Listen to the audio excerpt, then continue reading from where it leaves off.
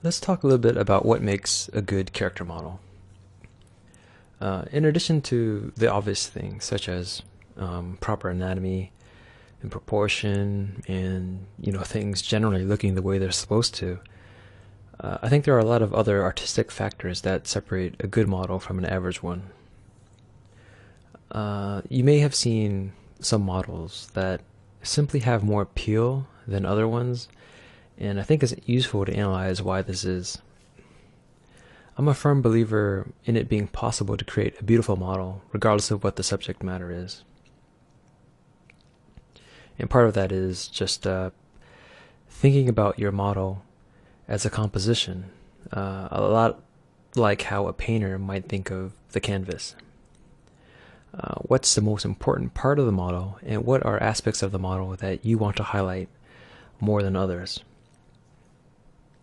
The last thing you want is for everything on your model to be equally calling for the viewer's attention, because then it just leads to confusion, and the viewer just won't know what to make of it.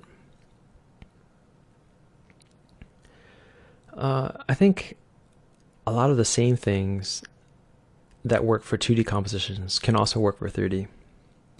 Things like strong angles to lead the eye, and areas of high contrast that can anchor the attention of the viewer.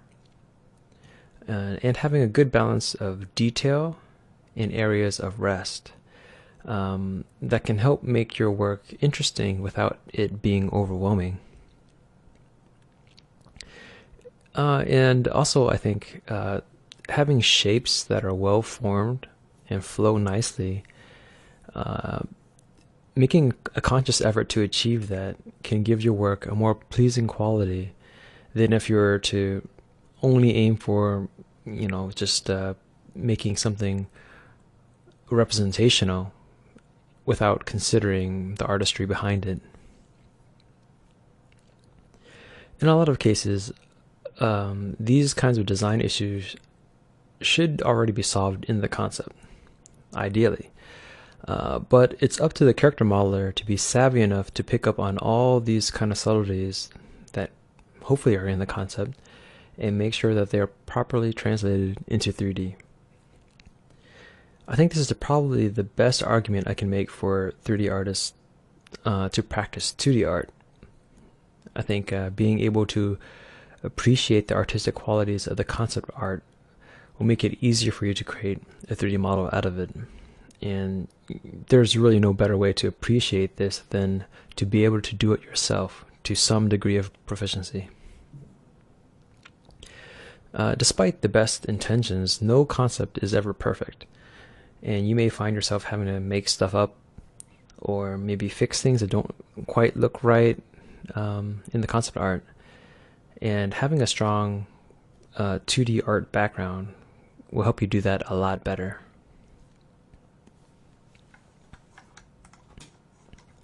So then,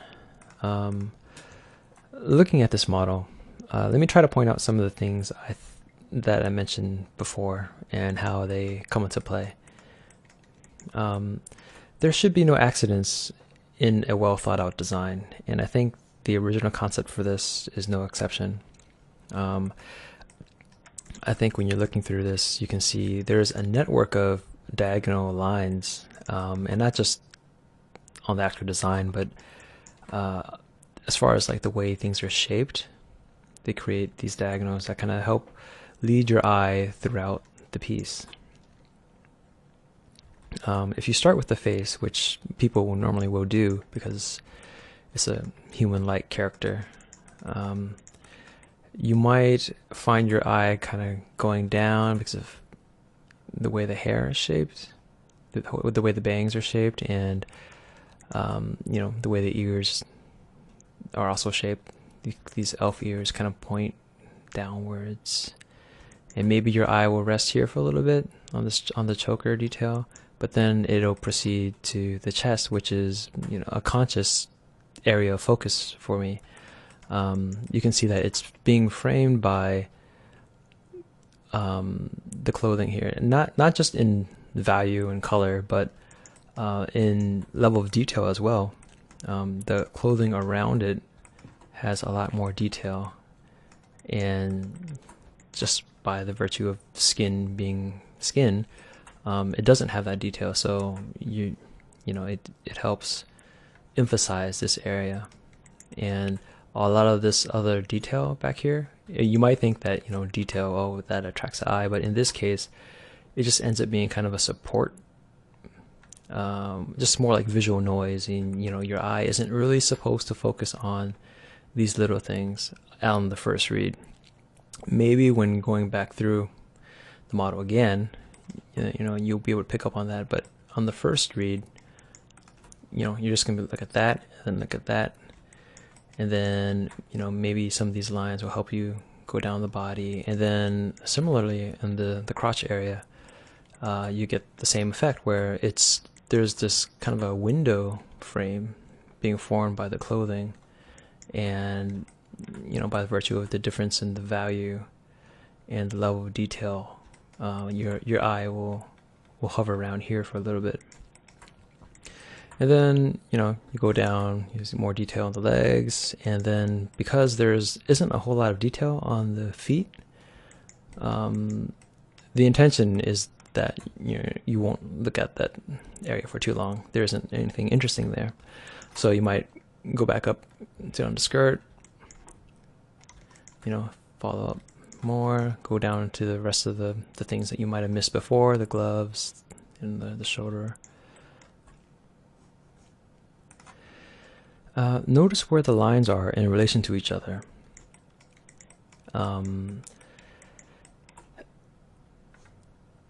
It's not just where they are placed on the clothing itself, but where it's placed in relation to the rest of the body. There's a reason why the boots come up to right here, for example, and not any higher and not any lower. It just, at this particular point, it creates a more pleasing, proportional,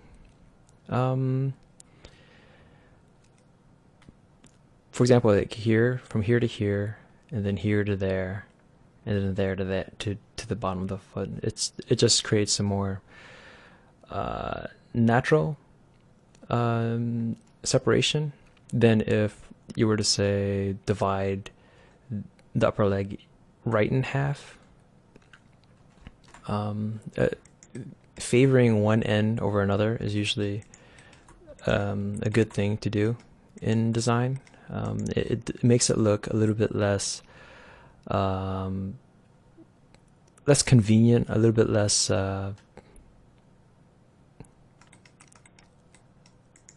like when you see something split in the middle, it looks a little unnatural.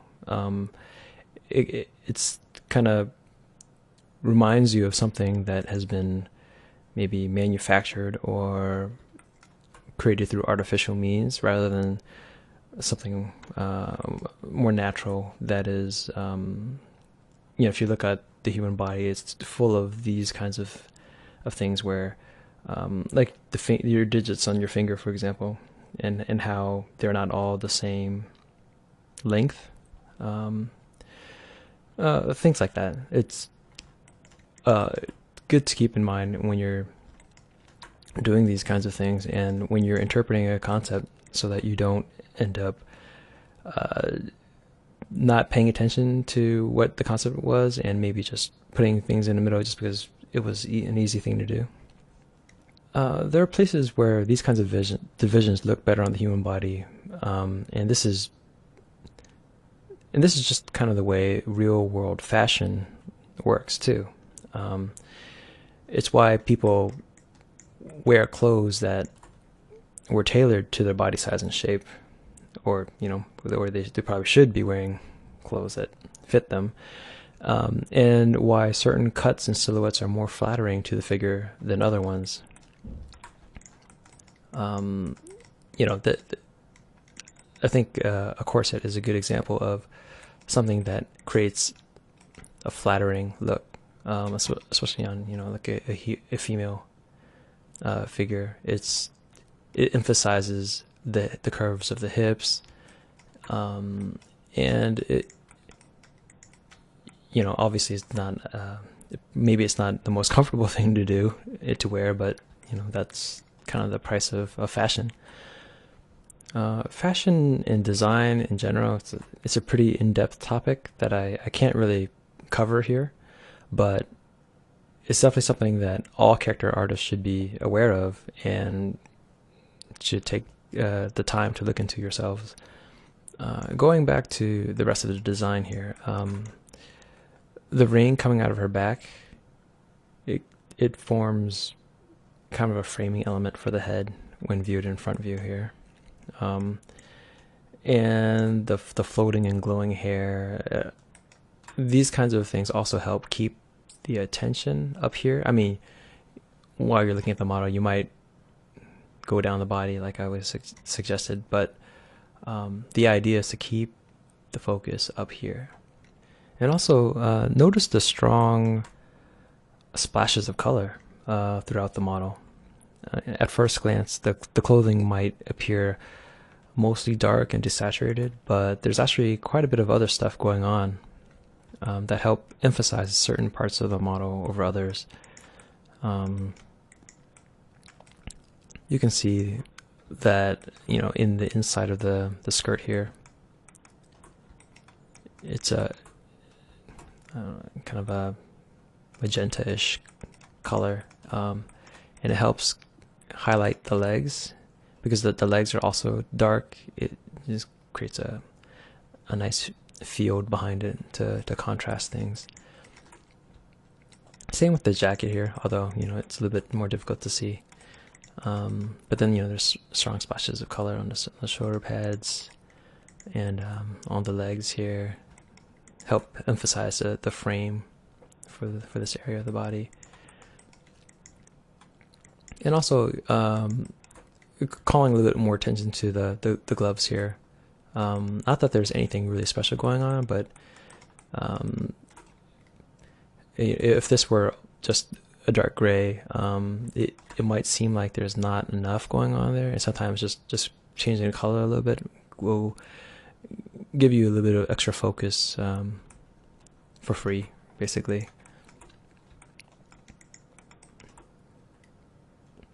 And there are some things that I added that weren't on the concept. Things like this, for example. I mean, it wasn't really drawn, but I think when you're making things, especially for armor in clothing, depending on the setting and stuff, if you were to just leave it blank, it could look too plain, and just adding a little bit of little detail, regardless of what it really is, it can just add that extra little bit of handcrafted, tailored touch that can suggest a little bit more of how this was made, or what her social class might be, things of that nature. I guess that's it for now. These are just a few of the many things that are going on throughout the design that help make it work. Of course, none of this is supposed to be so blatant that I would expect the casual viewer to be aware of it. And I think a lot of it is meant to work on the viewer's subconscious, so that when they look at things, it's you do things to make it more comfortable for the viewer.